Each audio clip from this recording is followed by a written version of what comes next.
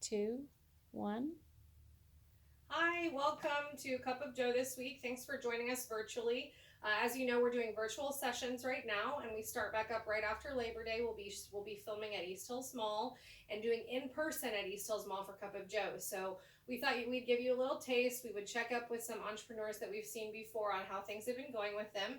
And today I'm here with Mary Ingersoll at Inspiration Stance and Bloom Preschool. Thank you for being here. I'm glad to have you guys. Hello, internets. So, just kind of tell us how things have been for you through the quarantine, what you've been doing to get kind of started back up. Mary's starting again soon, kind of with the school schedule. So, tell us how you've been doing. Well, it's been really interesting. This is, we're about to begin our 13th season at Inspirations, and we never closed. So, a lot of people called it a shutdown, but for us, we closed the building because we weren't allowed to be here, but our classes never stopped. We should have had a recital at the Missouri Theater on May 9th. Obviously, that was not possible. So we actually held 10 weeks of virtual classes, all taught via Google Classroom and Google Meet. And we then did 3 weeks of outdoor classes and did our show one class at a time, 5 weeks later than we originally planned. And one class at a time at the Scottish Rite Center in St. Joe. So we finished strong. That was kind of our theme through the end of the season. And it went really well. We had about 80% retention through virtual, which was to me remarkable. I had no idea going into it. I mean, we just learned, all of us, so much. I had no idea. Just so thankful for my team. All of our teachers just figured it out. We just did it. We pivoted again. We found a way to make it happen for our kids. So it was really fun.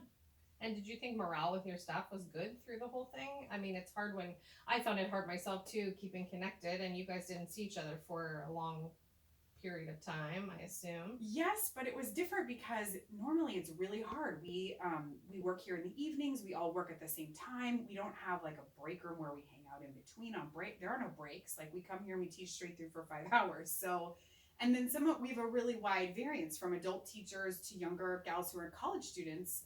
So we actually don't have that much FaceTime under normal circumstances. Okay. And so we actually found that we had more FaceTime and connection with one another, even though it was virtual. We were meeting, I don't know, every other week or so to update on how things were going and what needed to be different, what worked really well, what was a disaster, you know? And so we worked even better as a team together and got to see each other, communicate with each other even more than we do during normal circumstances. So I think actually some of that will play into it this year. I'm always hesitant to host like a staff meeting because doesn't that sound terrible? Yeah. And especially if you live away, like we're in Savannah, but we have staff who are in Maryville, who are in St. Joseph. So it seems like a pain to ask them to come in, you know, on the day they don't normally work and all of that. So doing it virtually is actually a really great solution. That's great. And so now we're coming into a new season. So Mary takes off some time after their recital, which was a little bit different this year. And we're starting back up dance. Tell us about all the things that you've done to make a safe studio. She was telling me before we filmed, they're doing safer studio practices. So tell us a little bit about that. Sure. So we've changed quite a bit. The biggest change is that our class sizes are limited. So we're only allowing 9 students in a class to allow for maximum social distancing. We're also changing the flow of our building. So we've always come in and out through the front door. Now students will come in through the front, but they'll exit through the back or outside of the building through a separate door. So our biggest, what we felt like was a risk area was the cross traffic in our lobby. And we're just eliminating that. Closed lobbies, of course. We've never had open studios, but now we just don't have waiting areas where we can allow people to hang out. We're doing staff health checks daily. They fill that out and do a daily health check before they come in for their shift. Asking students to monitor their health and not come in if they're symptomatic at all. And then have a ton of cleaning practices and extra things happening to keep safe. So all that's on our website under the Safer Studio tab. You can read all the details. And so tell us about the reaction of your parents, because her target demographic is really probably the parents that are enrolling the students. How are they feeling about this, and how's your enrollment going so far? Well, enrollment is going really well. I'm thrilled with that. And I think most of us are just ready to get back to some kind of normal, right? Like whatever it is, I want to go do something and be with other people. So we're going to do that the safest way we can. And I'm thrilled to have the trust of the parents that they're willing to bring their kids in, come back to live classes. Interestingly, we've really only had one request I don't know how many kids are enrolled right now. More than 100, probably close to 150 right now. We've had one request for a virtual class. Everybody else is really ready to come back for in person, and hopefully they have confidence to know that if we aren't allowed to be in person again, we'll continue to deliver our product in whatever way we can. That was going to be my next question. Your staff's doing health checks. Inevitably, someone is probably going to come down with this the virus during this whole thing. Are you have virtual curriculum ready, or you're waiting to kind of see when you may need to pivot? So there's a few ways to think about this. From a staff perspective, we have a pretty deep bench. We have 3 studios right now that run at a time, but our staff is 8. So and a 4th studio is coming, but so our staff are popping in. In fact, our first staff meeting of the year is tomorrow night, and that's one of the things we're going to focus on is cross training. Like, who can? We're also going to social distance. We all want to hug one another, but we're going to be really careful about it. From a student perspective, it's likely we'll have a student who maybe doesn't feel ill but has been exposed and can't come to class. The great news is that we have a huge library of digital material to send them. So if they need a class, we have a ton of stuff ready to go for them. And then if it becomes more of a problem, we might go to a situation where we're live streaming or something like that again if we are at a full shutdown. But right now we anticipate using that library of material we already created in 10 weeks of virtual last spring. We've got tons of great classes. Perfect. So we're ready to offer sort of a makeup class virtually, if that's a thing. And then, we're ready to do it. Okay, let's talk about Bloom Preschool for a minute. Yeah. She's embarking on a new adventure in a tough time. Yeah. Tell us why you're that crazy, number one. But realistically, for us that have the burden of entrepreneurship, we always want to be doing more and bigger and better things. And it's been hard to make those kind of decisions, even for myself, during this time. So tell us what made you want to continue to move forward, and how do you feel about it? I'm really excited about it. So Bloom Fine Arts Preschool will be housed here at Inspirations. It's launched this summer, and really, I've been wanting to do it for a couple of years. Right. It just makes sense. I own and pay for this building 24 hours a day, and we use it a really short window of time. So I've always been interested in what would work really well, be complementary to our business, won't destroy our existing equipment and space, and will work really well. Like, I'm in a former church building. Our initial thoughts were like, let's have an event venue. I'm like, no, I don't want to clean it up, and I don't want to deal with the mess, So preschool just makes sense. It's working really well in other places. And in February, when I attended a conference, I found this Bloom curriculum. So one of my hesitations was, I don't want to develop the curriculum. I'm not a preschool teacher, and I for sure am not like a academic preschool curriculum expert. Like, I know what they need to know, but Sure. I don't know. And so when I found this, and their mission statement was almost verbatim ours, inspiring students to love the arts for a lifetime, it was perfect. And then during COVID, actually one of our longtime staff members, Miss Jessica, had just started in a new position in January. And unfortunately, low man on the totem pole, she lost her job, her real job, her main job. She works for us a lot. She's here 4 or 5 nights a week, but she had a full-time position that was eliminated. So she had the time and the interest. I also would love to be a preschool teacher, but we think really similarly, and I feel like I would feel limited by being just in a classroom, because I want to be creating new things. So, Sure. So she was available.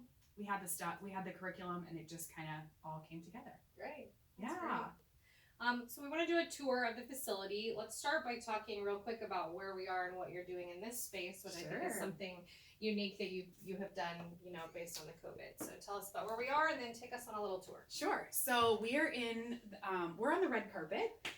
We are doing fitting appointments right now, personal registration and fitting appointments. We normally do a big event to kick off the season, and everyone comes to buy their shoes and dancewear. There's not a dancewear store anywhere near us. The nearest one's North Kansas City. So we love offering that for our customers. So we're doing custom fitting appointments where we will pull, they can book online through our website for a 20-minute time slot. We pull the shoes and leotards or things that we think that they might need, so they can just shop that section of the inventory, and it's been working really well. And that's a fun experience for the students, Oh, I'm yeah. sure. We They tried- feel very special. that Yeah, they're doing we've that. tried to make it special and have the red carpet and the banners and lots of pictures, the star and the little stage. So it's been really fun. It's very cute. I love it. Thanks. So the other big thing is, and if you follow Mary on social media, and if you don't, you should, but if you follow her, you'll know that she's doing a major renovation to her building. Another fun thing that she dove into, but also kind of as a necessity to be able to expand studio space. So take us on a walk and let's see the big mess you have. Yeah. So this room, when not a fitting room, is the tumbled jungle. So you saw the jungle mural on the wall, and we can mat this entire room. So often we have tumblers spread out and the whole floor is matted. So this is one of our 4 studios that I'll be running this year. Do you want to just go through this way, guys, since we're down here? Sure. So this is our, oh, that's like backstock. It's such a mess, you guys. Oh my gosh. We're like, our whole lobby's This is real life. closed. So our normal retail area we have shifted for this. This is the main classroom for Bloom Fine Arts Preschool, but it's also a dance studio as well. So it's going to work great for our classes this year, and professional dance floor and ballet bars and all that kind of stuff. And it's now the Rainbow Room because why not? A lot of fun. You have spots open for Bloom still? We do, yeah. We have a few seats left for Bloom Fine Arts Preschool. It's a Monday, Wednesday class, and it starts the Monday after Labor Day, so there's still time to get signed up. But fine arts-based curriculum, we're still going to do all the ABCs and 1, 2, 3s and shapes and colors, all the academic stuff, but from a fine arts perspective and play-based learning. So we're really excited about that. And is it full day or half day? It is half day. Okay. Yep, mornings Monday, Wednesday, 8:30 to 11:30. So Okay. it's really great. So we have a full kitchen in our building. Do you guys want to walk? Okay, we have to go through here. It's a mess. It's like a workspace, you know? So lots of restrooms in this building. That was one of the things I loved about it. It was on my wish list when we moved in. And it came with a full kitchen. And then this is the playroom. Oh, I'm in the midst of a cleanup. In here, we had a box party. So I had all the boxes saved for the kids. Oh, fun. But this is our playroom for Bloom Preschool. And then more restrooms, but I'll take you upstairs. We're entering the construction zone.